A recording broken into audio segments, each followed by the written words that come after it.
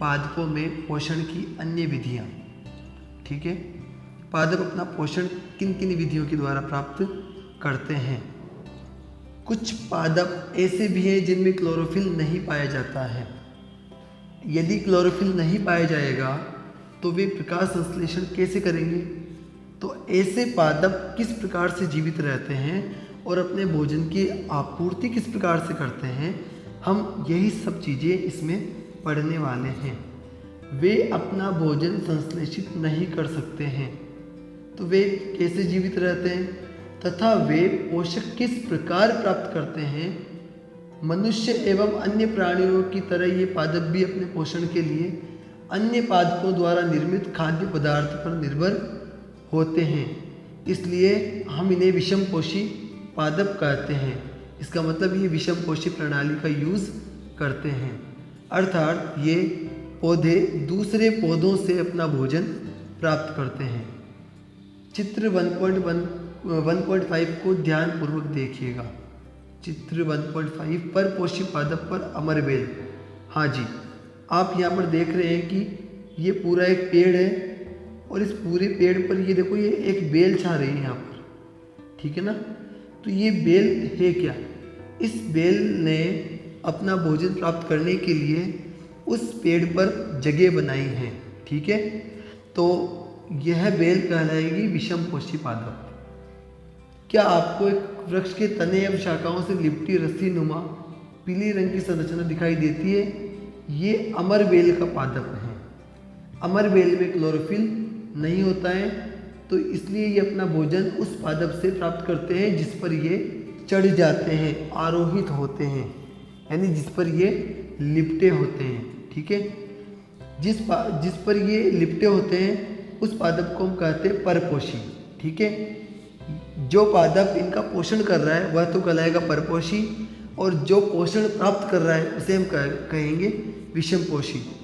जैसे अमरबेल जैसे पादप परपोषी को अमूल्य पोषकों से वंचित करते हैं। इसका मतलब क्या हुआ कि अमरबेल उस पादप पर चढ़ गई और चढ़कर उसने उस पादप के सारे जो न्यूट्रिएंट्स हैं उनको खुद सोखना आरंभ कर दिया।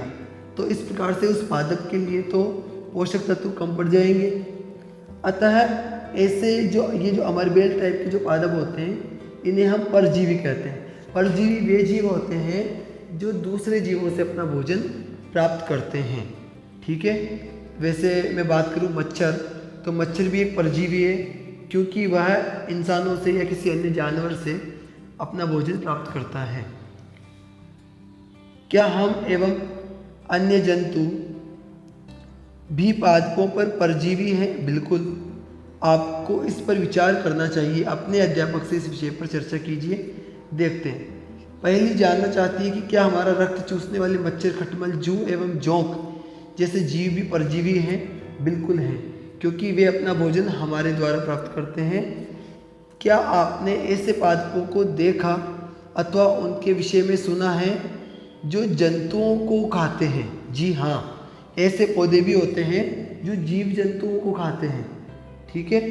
कुछ ऐसे पादप भी हैं जो कीटों को पकड़ते हैं तथा उन्हें पचा जाते हैं। क्या यह विस्मयकारी नहीं है? हमें अचंभित करने वाली बात बता दी यहाँ पर। ऐसे पौधे हरे या अन्य किसी भी रंग के हो सकते हैं, ठीक है। जैसे घटपर्णी पादप में दिखाता हूँ आगे। चित्र 1.6 के पादप को देखिएगा। ये पिचर प्लांट घटपर्णी पादप है, ठीक है। इसकी पत्तियाँ घट के रूप में यानी इस घड़े के रूप में होती है। ये देख पा रहे हैं ना आप, घड़े के रूप में। जैसे ही कोई जीव इस पर बैठता है तो इस घटपर्णी पादप के अंदर जो है, देखो मैं बना के बताता हूँ। ये कोई घटपर्णी पादप का पत्ता है, इसके अंदर इस प्रकार से बाल उगे हुए होते हैं, ठीक है।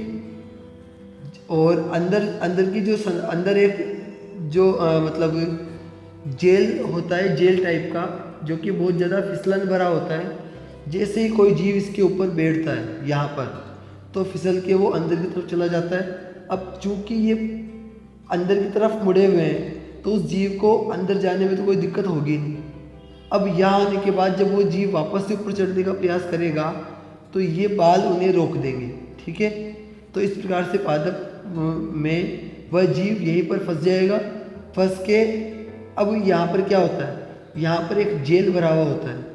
ये जेल क्या करता है, इस जीव को मार करके इसको पचा लेता है, ठीक है, और पचाने के बाद में अपने भोजन के रूप में इसका यूज़ कर लेता है। तो इस प्रकार से घटपर्णी पादप कार्य करता है, ठीक है, अपना भोजन प्राप्त करता है। तो चित्र 1.6 के पादप को देखिए। इसकी घड़े के समान दिखाई देने वाली संरचना वास्तव में उसकी पत्ती का रूपांतरित भाग है। उसकी पत्ती है, पत्ते का शीर्ष भाग घड़े के ढक्कन जैसा बन जाता है। घड़े के अंदर अनेक रोम होते हैं, बाल होते हैं, जो नीचे की ओर ढले हुए होते हैं, अर्थात अधोमुखी होते हैं, ठीक है। जब कोई कीट घड़े में प्रवेश करता है तो उसके रोमों के बीच में वह फंस जाता है। घड़े में उपस्थित पाचक रस द्वारा कीटों का पाचन हो जाता है। देखो, कोई जीव बहुत देर तक फंसा हुआ है तो वो मर जाएगा। वहाँ पर मरने के बाद में जो पाचक रस होते हैं वो उस कीट का पाचन कर देते हैं। कीटों का भक्षण करने वाले ऐसे पदार्थ कीटभक्षी पादप कहलाते हैं, ठीक है। उदाहरण के लिए अगर आपको पूछे तो घटपर्णी पादप एक कीटभक्षी पादप का उदाहरण है। जो भ्रमित है, यदि घटपर्णी पादप हरा होता और प्रकाश संश्लेषण संपादित करता तो ये कीटों का भक्षण क्यों करता। सही बात है, जब ये खुद ही खाना बना सकता था तो ये दूसरे कीटों का भक्षण क्यों करता। क्या यह संभव है कि इस प्रकार के पादपों को मृदा से वे सभी पोषक नहीं मिल पाते जिनकी उन्हें आवश्यकता होती है, क्योंकि ये पादप प्रकाश संश्लेषण क्रिया द्वारा भोजन तो बना नहीं पाते। तो क्या इन्हें जो पोषक तत्व चाहिए क्या उन्हें वे मिल पाते हैं, चेक करते हैं। मृतजीवी, देखिए मृतजीवी पादप कौन से होते हैं। आपने देखा हो, गोबर यदि लंबे समय तक पड़ा रहे तो वह सड़ जाता है और उसके ऊपर मशरूम उग जाते हैं। आपने बाजार में छत्रक मशरूम बिकते हुए देखे होंगे। मशरूम इस टाइप का होता है, छतरी टाइप का होता है, ये ऐसा है ना। वर्षा के दिनों में वृक्षों की सड़ी गली टूटी टहनियों अथवा तनों या छाल पर छाते के समान संरचनाओं के गुच्छे भी आपने देखे होंगे। आइए देखते हैं कि जीवन यापन हेतु इन्हें किस प्रकार के पोषक तत्वों की आवश्यकता होती है और ये पोषक तत्व इन्हें कहाँ से प्राप्त होते हैं। मशरूम के बारे में हम जानना चाह रहे हैं। बूजू जानना चाहता है कि ये जीव अपना भोजन किस प्रकार प्राप्त करते हैं। इनमें प्राणियों के समान मुख नहीं होता, ये हरे पादपों के समान भी नहीं होते, इनमें क्लोरोफिल अनुपस्थित होता है, अतः ये प्रकाश संश्लेषण द्वारा भोजन का संश्लेषण नहीं कर सकते हैं। देखिएगा, जो मशरूम होते हैं ये हरे रंग के भी नहीं होते, इसका मतलब इनमें क्लोरोफिल भी पाया नहीं जाता। अब क्लोरोफिल पाया नहीं जाता तो फिर ये जो है ये अपना भोजन बना नहीं पाते, स्वयं भोजन बना नहीं सकते, तो इन्हें भोजन कैसे प्राप्त होता है। तो इसको हम एक क्रियाकलाप के द्वारा देखते हैं। ब्रेड, डबल रोटी का एक टुकड़ा लेकर इसे जल में भिगो लीजिए। इसे नम एवं उष्ण स्थान, ठीक है, नमी वाला स्थान है, वहाँ पर 2 से 3 दिन तक के लिए आप इसको रख दो। आप देखेंगे कि उस पर रोए जैसी संरचनाएं दिखाई देने लगती हैं। ये संरचनाएं सफ़ेद, हरे, भूरे अथवा किसी अन्य रंग के धब्बों के रूप में हो सकती है। आप इनको जब लेंस, जो आवर्धक लेंस होता है उसकी मदद से या फिर सूक्ष्मदर्शी की मदद से जब आप देखेंगे तो देखने के बाद आपको क्या क्या प्रेक्षण दिखाई देंगे कि ये आपको रुई के धागों के समान दिखाई देंगे, ठीक है, जिन्हें हम कवक या फफूंद या फिर फंजाई कहते हैं, ठीक है। यह जीव कवक या फंजाई कहलाते हैं। इनकी पोषण प्रणाली अथवा पोषण विधि अलग प्रकार की होती है। ये मृत एवं विघटनकारी वस्तुओं की सतह पर, देखो जो वस्तुएं सड़ जाती है, जैसे ब्रेड को आपने लंबे समय तक रखा तो वो सड़ जाएगी। सड़ने पर वहाँ पर कुछ पाचक रस स्रावित होने लग जाते हैं, ठीक है। तो ये जो कवक और जो फंगस होती है ये उन पाचक रसों से अपना भोजन प्राप्त करती है, ठीक है। सतह पर कुछ पाचक रसों का स्राव करते हैं जिससे वे विलयन के रूप में परिवर्तित हो जाता है, ठीक है। और उन्हीं विलयन का यूज वे भोजन के रूप में करते हैं। इस प्रकार की पोषण प्रणाली को, जिसमें जीव किसी मरे हुए मृत एवं विघटित जैविक पदार्थों से भोजन प्राप्त करते हैं, मृतजीवी पोषण कहलाती है। ठीक है, मृतजीवी पोषण प्रणाली का उपयोग करने वाले पौधे मृतजीवी कहलाते हैं। कवक जो कि अचार, चमड़े, कपड़े एवं अन्य पदार्थों पर उग जाते हैं।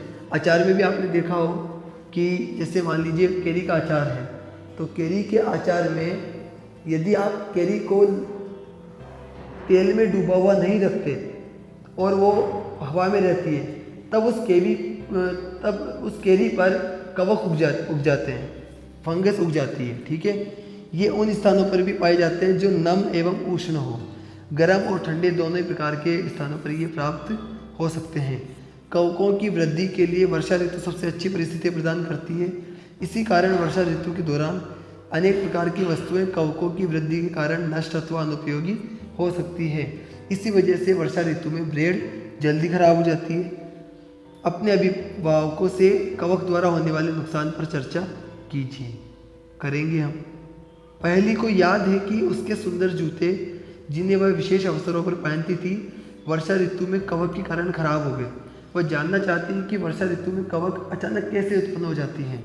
तो इसका आंसर हम नेक्स्ट वीडियो में देखेंगे।